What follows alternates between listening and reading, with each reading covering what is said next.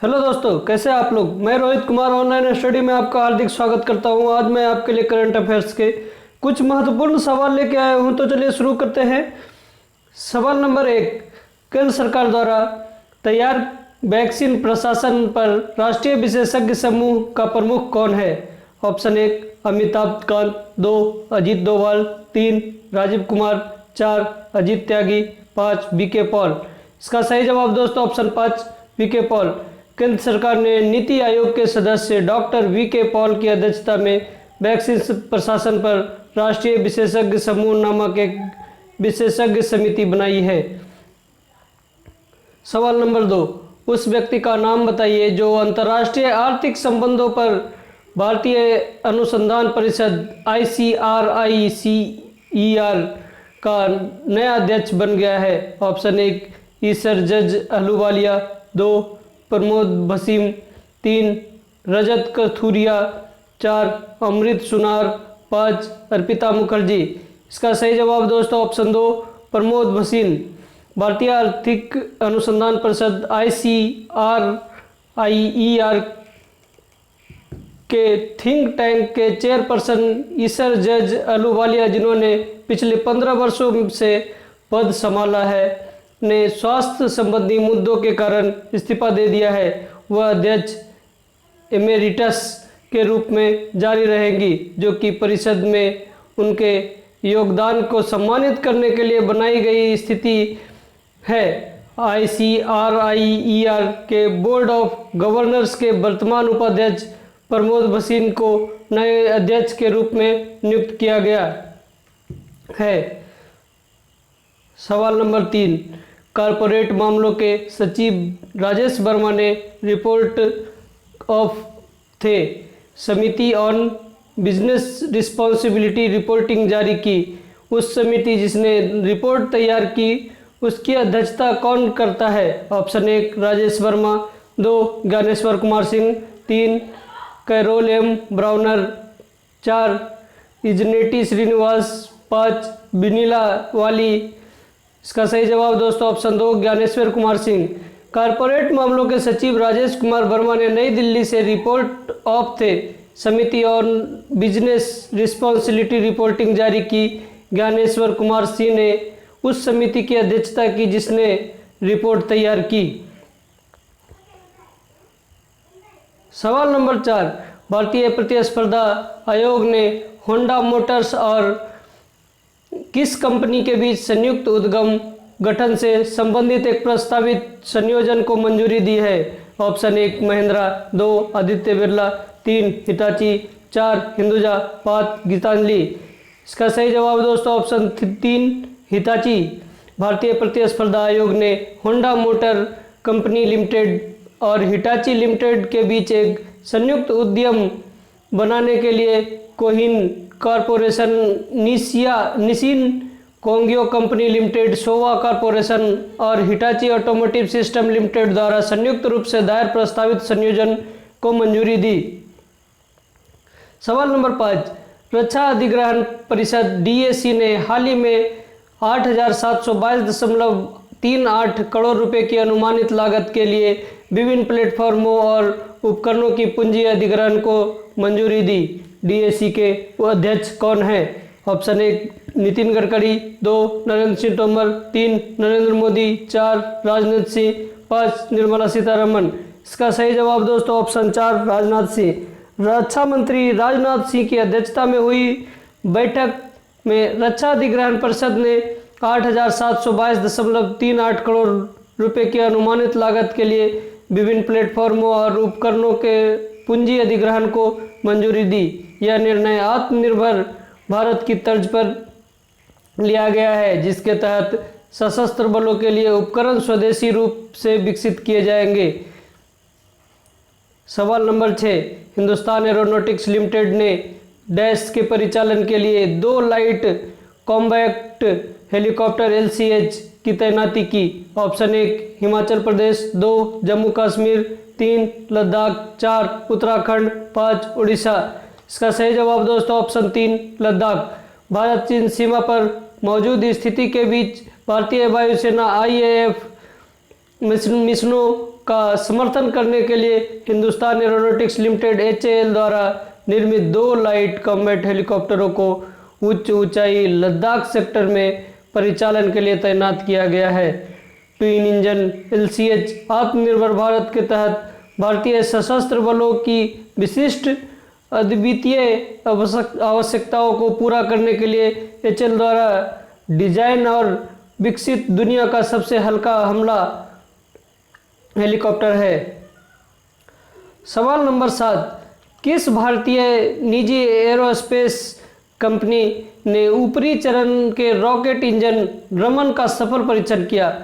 Option 1 Skyroot aerospace, Airnet aviation, 3 BrahMos aerospace, 4 Boeing India, 5 Arun aviation services. इसका सही जवाब है दोस्तों ऑप्शन 1 स्काईरोट एरोस्पेस। भारतीय एरोस्पेस स्टार्टअप स्काईरोट एरोस्पेस ने ऊपरी चरण रॉकेट इंजन रमन भारत का पहला 100% 3D मुद्रित द्रवी प्रोपेलेंट तरल रॉकेट इंजन इंजेक्टर का सफलतापूर्वक परीक्षण किया। इसका नाम नोबेल पुरस्कार विजेता सर CV रमन के नाम पर रखा गया था और भारत में विकसित रॉकेट इंजन का परीक्षण करने वाली भारत की निजी एरोस्पेस कंपनी बन गई। सवाल नंबर 8, नोकिया 5G अनुसंधान के लिए किस संस्थान में रोबोटिक्स लैब स्थापित करने की योजना बना रहा है? ऑप्शन 1 भारतीय प्रौद्योगिकी संस्थान इंदौर, 2 भारतीय विज्ञान संस्थान, 3 भारतीय प्रौद्योगिकी संस्थान बॉम्बे, 4 भारतीय प्रौद्योगिकी संस्थान रोपड़, 5 रासायनिक प्रौद्योगिकी संस्थान। इसका सही जवाब दोस्तों ऑप्शन 2 भारतीय विज्ञान संस्थान। नोकिया ने नेटवर्क रोबोट के लिए Nokia centre of excellence COE स्थापित करने के लिए भारतीय विज्ञान संस्थान देश के प्रमुख संस्थान और विज्ञान और इंजीनियरिंग में उच्च शिक्षा के लिए एक सहयोग की घोषणा की है। यह केंद्र स्टार्टअप इंडिया की सरकार की पहल का समर्थन करता है और संरेखित करता है। सवाल नंबर 9, नीति आयोग के साथ किस विभाग ने कोविड-19 परीक्षण किट बनाने के लिए भारत की क्षमता में तेजी लाने के लिए consortium for affordable and rapid diagnostics card launch किया? ऑप्शन 1 रसायन और पेट्रो रसायन विभाग, 2 विज्ञान और प्रौद्योगिकी विभाग, 3 स्वास्थ्य और परिवार कल्याण विभाग, 4 जैव प्रौद्योगिकी विभाग, 5 आंतरिक सुरक्षा विभाग। इसका सही जवाब दोस्तों ऑप्शन 4 जैव प्रौद्योगिकी विभाग। नीति आयोग और जैव प्रौद्योगिकी विभाग ने कोरोना वायरस परीक्षण किट बनाने के लिए भारत की क्षमता को बढ़ाने के लिए consortium for affordable and rapid diagnostics card launch किया है। यह कदम भारत द्वारा चीनी निर्मित एंटीबॉडी परीक्षण किट के साथ गुणवत्ता के मुद्दों का सामना करने के बाद आया है। सवाल नंबर 10, हाल ही में निधन होने वाले राहत इंदौरी किस भाषा के प्रसिद्ध कवि हैं? ऑप्शन 1 मलयालम, 2 उर्दू, 3 हिंदी, 4 मराठी, 5 बंगाली। इसका सही जवाब दोस्तों ऑप्शन 2 उर्दू। उर्दू कवि और गीतकार राहत इंदौरी, जिनका इलाज कोविड-19 के लिए किया जा रहा था कि इंदौर के अरबिंदो अस्पताल में हार्ट अटैक से मृत्यु हो गई। उनका जन्म 1 जनवरी 1950 को इंदौर में राहत कुरैशी के रूप में हुआ था। उन्होंने देवी अहिल्या विश्वविद्यालय में उर्दू साहित्य पढ़ाया और उर्दू मुख्य मुशायरा शीर्षक से उनकी थीसिस के लिए मध्य प्रदेश के भोज विश्वविद्यालय से PhD की उपाधि प्राप्त की। सवाल नंबर 11, GK मेनन जो एक प्रसिद्ध डैश हैं, उनकी मृत्यु अगस्त 2020 में हुई। ऑप्शन 1 सामाजिक कार्यकर्ता, 2 थिएटर निर्देशक, 3 शास्त्रीय गायक, 4 पॉप सिंगर, 5 खेल पत्रकार। इसका सही जवाब दोस्तों ऑप्शन 5 खेल पत्रकार। वयोवृद्ध खेल पत्रकार गोपाल कृष्ण GK मेनन का 93 साल की उम्र में उपनगरीय मुंबई महाराष्ट्र में निधन हो गया। उन्होंने इंडियन एक्सप्रेस और द टाइम्स ऑफ इंडिया के साथ काम किया है, जिसके पहले एक फ्रीलांसर थे। वे दादर मध्य मुंबई में शिवाजी पार्क जिमखाना के सक्रिय सदस्य थे। सवाल नंबर 12, अंतर्राष्ट्रीय युवा दिवस 12 अगस्त को वार्षिक रूप से मनाया जाता है। दिन के लिए 2020 का विषय क्या है? ऑप्शन 1 यूथ सिविक एंगेजमेंट, 2 गरीबी उन्मूलन और सतत उपभोग और उत्पादन हासिल करना, 3 ग्लोबल एक्शन के लिए यूथ एंगेजमेंट, 4 प्रदर्शनकारी शिक्षा, 5 युवा भवन शांति। इसका सही जवाब दोस्तों ऑप्शन 3 ग्लोबल एक्शन के लिए यूथ एंगेजमेंट। संयुक्त राष्ट्र अंतर्राष्ट्रीय युवा दिवस प्रतिवर्ष 12 अगस्त को पूरे विश्व में युवाओं से संबंधित कानूनी और सांस्कृतिक समस्याओं के बारे में जागरूकता बढ़ाने और युवा लोगों की आवाज़ों, कार्यों और पहलों पर जश्न मनाने और ध्यान केंद्रित करने के लिए मनाया जाता है। 12 अगस्त 2000 को प्रथम अंतर्राष्ट्रीय योग दिवस मनाया गया। IYD 2020 को youth engagement for action theme के तहत मनाया जाता है। सवाल नंबर 13, विश्व हाथी दिवस प्रतिवर्ष कब मनाया जाता था?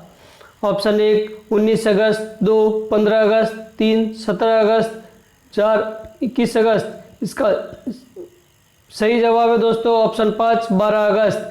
हर साल 12 अगस्त को विश्व हाथी दिवस के रूप में मनाया जाता है ताकि हाथियों और उनके आवासों के संरक्षण की आवश्यकता पर जागरूकता पैदा की जा सके। पहला विश्व हाथी दिवस 12 अगस्त 2012 को मनाया गया था।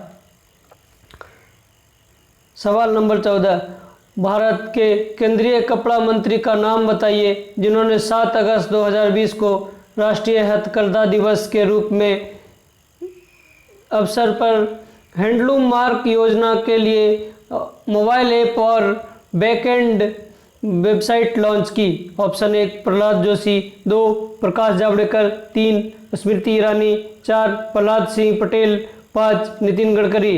इसका सही जवाब दोस्तों option 3 Smriti Irani.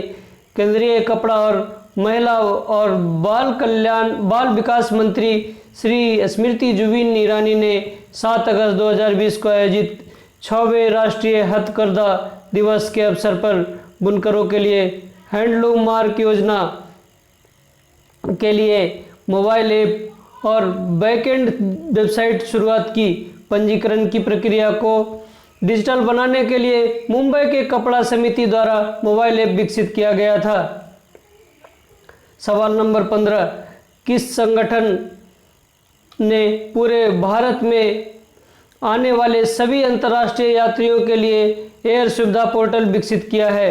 Option 1 Mumbai international airport limited, 2 Ahmedabad international airport limited, 3 Bengaluru international airport limited, 4 Delhi international airport limited, 5 Hyderabad international airport limited.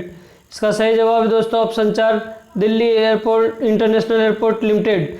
Delhi international airport limited एक GMR समूह के नेतृत्व वाले कंसोर्टियम ने एयर सुविधा विकसित किया है जो अपनी तरह का पहला पोर्टल है जो अंतर्राष्ट्रीय आगमन वाले यात्रियों को अनिवार्य स्वघोषणा पत्र और पात्र यात्रियों को कोरोना वायरस से अनिवार्य संस्थागत संगरोध से छूट के लिए आवेदन करने की अनुमति देता है।